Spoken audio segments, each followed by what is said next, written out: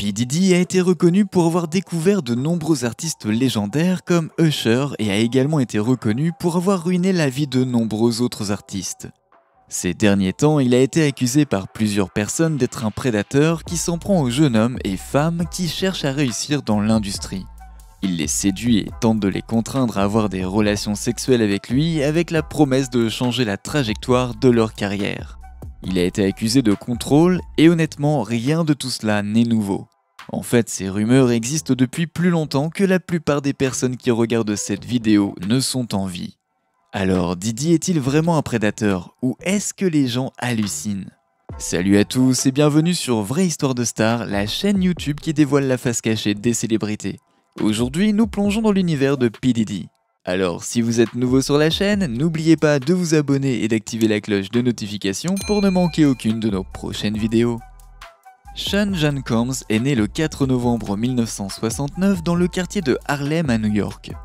Son père a été abattu pour avoir été impliqué avec un baron de la drogue lorsque Sean Combs avait 2 ans et l'actuel producteur de musique a grandi avec sa mère. Même si elle était mère célibataire, la mère de Sean a occupé plusieurs emplois pour garantir à ses enfants la meilleure vie et fréquenter les meilleures écoles. Sean a obtenu son surnom Puffy parce que lorsqu'il était jeune, il soufflait comme un bœuf quand il se mettait en colère. D'après des allégations récentes, il n'a jamais cessé de souffler comme ça et semble avoir migré vers des activités plus dangereuses au fil des années. En tant que jeune garçon, Puffy a grandi dans une église catholique romaine et a travaillé comme enfant de chœur, mais semble à présent s'être écarté des enseignements. Il est diplômé d'une école catholique réservée aux garçons et est entré à l'université pour se spécialiser en commerce, mais a abandonné ses études après sa 2e année. Alors qu'il était encore à l'université en 1990, Diddy a effectué un stage chez Uptown Records. Il était connu pour organiser des fêtes universitaires sauvages qui attiraient des centaines et des milliers de personnes. Il impressionnait avec son charisme et lorsqu'il a organisé une collecte de fonds contre le sida, il a attiré une foule nombreuse, ce qui a entraîné une bousculade et la mort de 9 personnes.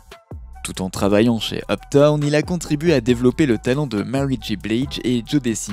Cependant, il a été licencié en 1993 et selon lui, il semblait qu'André Harrell, le propriétaire d'Uptown Records, était jaloux de lui. P. Diddy avait du succès avec les artistes qui l'aidaient au sein du label. Ce n'était donc qu'une question de temps avant qu'André fasse quelque chose pour lui rappeler qui était le patron. Quelques mois après avoir perdu son emploi chez Uptown Records, il a créé son propre label appelé Bad Boy Records et a amené avec lui le Notorious Big d'Uptown Records. Biggie a commencé à enregistrer des chansons pour le label et est rapidement devenu populaire. Grâce au succès de Biggie, Diddy a pu signer de nouveaux groupes comme Faith Evans, Carl Thomas et Father MC. Considérant qu'il n'avait pas autant d'années d'expérience en tant que patron d'un label, c'était impressionnant de voir ce qu'il faisait avec les artistes sous ses ordres. Mais avec le succès qu'il connaissait avec le label, différentes personnes ont été exposées à lui et cela a conduit à des changements permanents dans leur vie. Pour une raison quelconque, les parents envoient leurs enfants chez P. Diddy pour les aider à bâtir leur carrière. L'un des artistes qui a brièvement parlé d'être resté avec P. Diddy était Usher. Quand Usher était jeune, il est allé vivre avec Diddy qui était censé l'aider à bâtir sa carrière. Diddy l'a aidé à bâtir sa carrière, d'accord, mais il l'a également exposé à la drogue et aux prostituées dès son plus jeune âge. Usher a affirmé que Diddy organisait des fêtes sauvages et s'assurait toujours qu'Usher était là. Son besoin de montrer à des mineurs ce genre de vie ne s'est pas arrêté là puisque des années plus tard, Diddy serait accusé d'avoir amené des filles mineures chez lui pour des fêtes. La plupart des premières allégations contre Diddy ont commencé après la mort de Tupac, lorsque des personnes l'ont accusé d'être impliqué. C'était mauvais parce que l'homme qui prétendait être derrière la fusillade insistait sur le fait que Diddy lui avait demandé de tuer Tupac et Suge Knight et avait refusé de respecter sa part du marché parce que Suge n'était pas mort. Mais Diddy a continué à s'en tirer jusqu'en 2023 lorsque Cassie Ventura, sa petite amie de l'époque, a intenté une action en justice contre lui. Cassie Ventura était une jeune fille de 19 ans lorsqu'elle est entrée en contact pour la première fois avec P. Diddy qui a entendu une de ses chansons au club. Il s'est montré intéressé à l'aider à construire sa carrière et compte tenu du succès de ses autres artistes, il n'a pas été difficile pour Cassie de décider de rejoindre son label. Si seulement elle avait su ce qui l'attendait, elle aurait probablement pris du recul. Quoi qu'il en soit, elle rejoint le label et c'est à ce moment-là que les choses ont commencé à changer pour elle. Peu de temps après avoir rejoint le label en 2006, Cassie a sorti son premier album studio et elle a fait ses débuts au numéro 4 du Billboard US Hot 100. Elle a fait des tournées de presse pour promouvoir l'album, mais comme elle était anxieuse, ses performances sur scène n'étaient pas si bonnes. Les gens se moquaient définitivement d'elle à cause de cela et Diddy voyait une opportunité d'infantiliser et de réhabiliter Cassie. Il a déclaré à MTV News qu'il trouvait mignon la timidité de Cassie et que c'était ce qui faisait qu'il l'appréciait encore plus. Il a dit que la célébrité était une chose nouvelle pour Cassie et qu'elle ne savait pas comment s'y prendre, ce qui était vrai. Maintenant, n'importe qui aurait entendu cette déclaration et supposé que Diddy était une figure paternelle dans la vie de Cassie, mais ce n'était que la première étape de son grand projet. Lorsqu'un prédateur veut s'en prendre à vous, il banalise vos peurs et fait semblant de comprendre ce que vous ressentez afin que vous puissiez être plus à l'aise avec lui, ce qui était exactement ce que Diddy voulait. Quand Cassie a vu que Diddy tenait vraiment à elle et était prêt à l'accepter telle qu'elle était, elle a commencé à baisser sa garde. Un an après que Cassie ait rejoint le label, Diddy a commencé à devenir une figure constante dans sa vie, utilisant tout le monde autour de la jeune femme pour la tromper.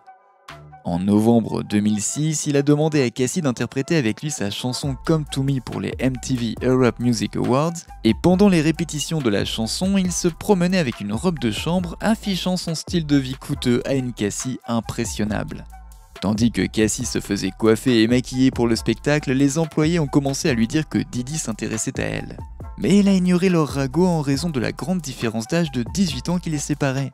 Diddy était assez vieux pour être son père, et si elle devait l'appeler Daddy, ce ne serait certainement pas au lit. Même si elle a rejeté les ragots qui étaient manifestement orchestrés par Diddy, comment les employés sauraient-ils qu'il était intéressé s'il ne leur disait pas ? Quoi qu'il en soit, malgré le refus des avances, Diddy a continué à la forcer en jouant un rôle paternel dans la vie de Cassie. Cassie a révélé que Diddy l'avait vue une fois au club avec ses amis, et lui avait demandé de rentrer chez elle parce qu'il ne la trouvait pas en bonne santé. En réalité, Cassie allait parfaitement bien et n'avait aucune raison de s'inquiéter pour sa santé. Le but de cet incident était de donner à Cassie le sentiment qu'il tenait vraiment à elle, mais aussi de lui faire savoir que sa parole était définitive, aussi ridicule que cela paraisse. Diddy a alors commencé à s'insérer davantage dans la vie sociale de Cassie, et lors de la fête de son 21e anniversaire, il s'est invité de force et est venu avec de grands dirigeants de la musique, ce qui était une façon d'afficher son pouvoir. Il l'a ensuite forcée à entrer dans une salle de bain de la suite et l'a embrassée de force. Elle est sortie en courant de la salle de bain et a raconté à ses meilleurs amis ce qui s'était passé, mais elle avait trop peur pour le dire à quelqu'un d'autre. Le lendemain de l'incident de l'anniversaire, Cassie a assisté aux Video Music Awards avec son petit ami de l'époque et Diddy s'est mis en colère. Il ne voulait pas que Cassie soit avec quelqu'un d'autre que lui, en prétextant que l'invitation n'était destinée qu'à une seule personne. Diddy a rapidement commencé à attirer Cassie dans une relation avec lui en 2007. Une nuit particulière de septembre 2007, Diddy a forcé Cassie à sortir avec lui et quand il est venu la chercher, il était défoncé. Lorsqu'elle est montée dans la voiture, il l'a forcée à prendre de l'ecstasy puis a conduit à très grande vitesse. Cassie craignait pour sa vie mais avait trop peur pour se plaindre parce qu'elle avait peur de subir des répercussions sur son contrat d'enregistrement. Au début de l'automne 2007, Diddy a finalement réussi à avoir Cassie dans son lit. Il a réalisé un faux dépliant pour un faux événement et il est important de noter qu'à cette époque, il venait de rompre avec Kim Porter. Mais même lorsqu'il était avec elle, il continuait à poursuivre Cassie. Sans aucun respect pour lui-même, il a attiré Cassie, trop effrayée pour sa carrière à Miami, et pendant le voyage, Diddy a donné à Cassie toutes sortes de drogues, la rendant ivre et complètement hors d'état de se défendre de quoi que ce soit. Grâce à cela, Diddy a couché avec elle et c'est à ce moment-là que les choses ont continué à se gâter.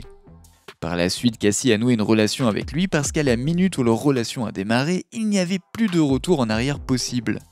Au cours de leur relation, Diddy a toujours dit à Cassie de ne rien payer parce qu'il avait assez d'argent. Il payait toujours tout avec d'énormes liasses d'argent et lui a acheté des maisons à 5 minutes environ de la sienne, quelle que soit la ville. Il lui a offert de nombreux cadeaux somptueux comme les dernières voitures, des tenues de créateurs et comme nous l'avons mentionné plus tôt, tout un tas de vêtements. Alors que certaines personnes rêvent d'obtenir tout ce qu'elles veulent payer par leur partenaire, le cas de Cassie était différent. Le fait que Diddy lui payait tout signifiait que Diddy avait toujours plus de pouvoir sur sa vie. Il pourrait tout reprendre en une fraction de seconde et elle ne pourrait rien y faire. Diddy a rapidement commencé à obliger Cassie à lui acheter des analgésiques en son nom et avait toujours des opiacés sur la table comme s'il s'agissait de bonbons. Le patron de Bad Boy Records a pris davantage de contrôle sur la vie de Cassie en s'assurant que son dossier médical était envoyé directement sur sa messagerie électronique. Il a également exprimé sa perversion envers Cassie en la forçant à l'appeler Pop Pop, le même surnom qu'elle donnait à son grand-père. Leur relation est lentement passée de deux personnes se droguant et allant ensemble à des soirées de célébrités à quelque chose de plus violent. Cassie se souvient d'un jour en particulier où elle se défonçait avec Diddy. Un de ses associés s'est précipité et a affirmé qu'il avait repéré Suge Knight quelque part et instantanément Diddy a commencé à ranger ses armes et s'est précipité vers les lieux. C'était traumatisant pour Cassie qui ne savait pas ce qui allait se passer et elle a fondu en larmes. Chaque fois que Cassie et Diddy sortaient ensemble, il lui donnait toujours son arme à mettre dans son sac à main et nous en avons la preuve lorsque l'on revient un peu sur sa relation avec Jennifer Lopez. Lorsqu'il sortait avec Jennifer Lopez, elle gardait également son arme dans son sac à main. La seule raison pour laquelle Diddy donnait ses armes à ses petites copines était pour qu'elles craignent pour leur vie à chaque fois qu'elles étaient avec lui. Mais il ne se contentait pas de faire tenir ses armes à Cassie, il la battait chaque fois qu'il était en colère. Après une fête avec Jay-Z, Diddy a si violemment battu Cassie et l'a poussée hors de son véhicule qu'elle a passé les 3 jours qui ont suivi l'incident à se cacher dans sa maison. Et elle n'avait personne à qui parler puisque Diddy était puissant et contrôlait tout. Chaque fois qu'il l'avait battu et meurtri, il utilisait des cadeaux pour tenter de couvrir l'incident. La relation a rapidement commencé à évoluer vers quelque chose de plus sinistre, le trafic sexuel. Diddy avait un fantasme appelé voyeurisme et obligeait Cassie à réaliser tous ses désirs. Quelques mois après le début de leur relation, il lui a d'abord demandé de coucher avec un autre homme pour pouvoir se caresser en même temps. Il a invité l'homme qui s'est couvert le visage avec un masque et leur a fait prendre de la drogue. Il leur a ensuite indiqué les actes sexuels à accomplir pendant qu'ils regardaient et se masturbaient. Si Cassie n'avait aucun problème avec les fantasmes de Diddy, personne ne s'en soucierait. Mais son penchant pervers obligeait Cassie à avoir des relations avec des hommes au hasard en échange de son contrat d'enregistrement et pour que Diddy puisse profiter de ses envies perverses. Diddy appelait ça les actes freak-off et demandait parfois à Cassie de les réaliser chaque semaine. Il appelait ça leur secret. Il a ensuite confié à Cassie le devoir de déterminer les endroits et de solliciter les travailleurs du sexe masculin afin de réaliser les actes pervers freak-off. Ces demandes sont rapidement devenues précises puisqu'il a demandé à Cassie de demander des hommes noirs à gros sexe sur l'application des travailleurs du sexe. Après les actes pervers freak-off, Cassie recevait des liquides intraveineux pour débarrasser son système de la grande quantité de médicaments qu'elle devait prendre juste avant de se préparer à ses freak-off. Diddy a également enregistré ses rencontres que Cassie a eues avec les travailleurs du sexe. Il a même agi comme s'il enregistrait une sorte de film pornographique en ajustant les bougies pour offrir un excellent cadre à la vidéo. Chaque fois que Cassie redevenait sobre, elle supprimait les vidéos de son téléphone, mais Diddy lui disait qu'il pouvait facilement récupérer ses vidéos.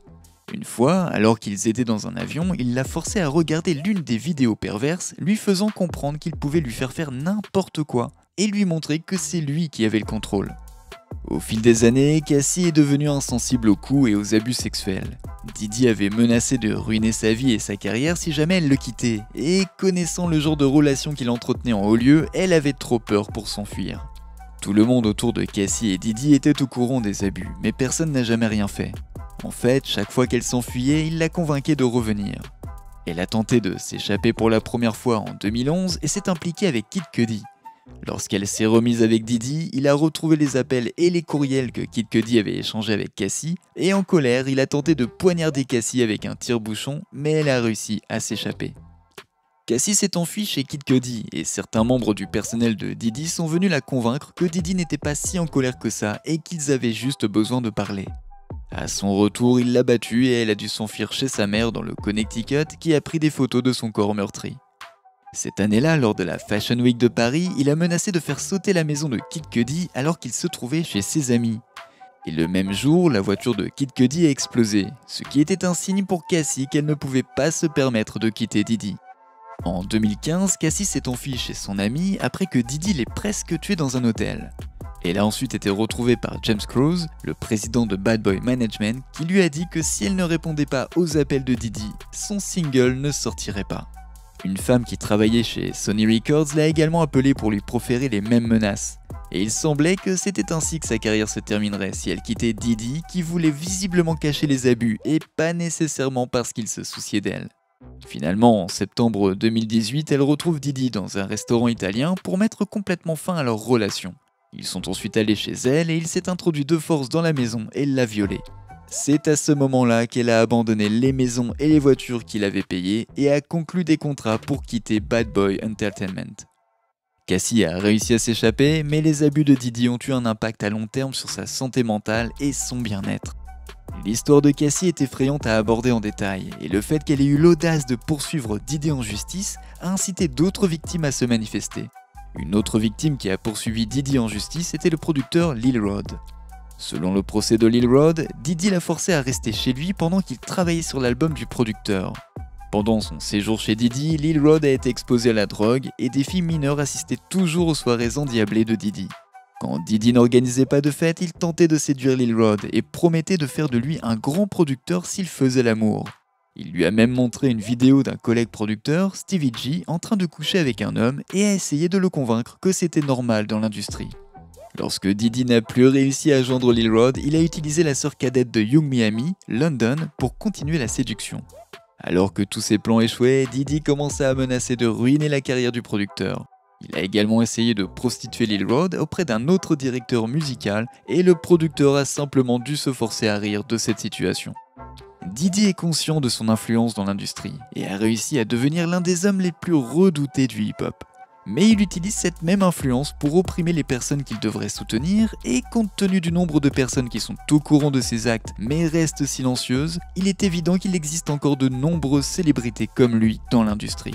En mars 2024, 2 des maisons de Didi ont été perquisitionnées parce que le FBI avait obtenu un mandat après que de nombreuses victimes aient signalé plus de 30 années d'abus.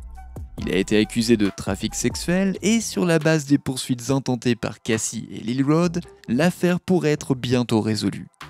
Didi mène un style de vie pervers et a utilisé ses fantasmes pour ruiner la vie de nombreuses personnes. Il pourra toujours verser des indemnités à ses victimes, mais cela n'enlèvera pas le fait qu'elles ont subi un préjudice émotionnel. N'oubliez pas de laisser des commentaires pour partager avec nous votre avis et opinion sur toute cette histoire et peut-être nous apporter des idées neuves sur tout ça. N'oubliez pas de cliquer sur le bouton d'abonnement pour rester à jour sur toutes nos vidéos.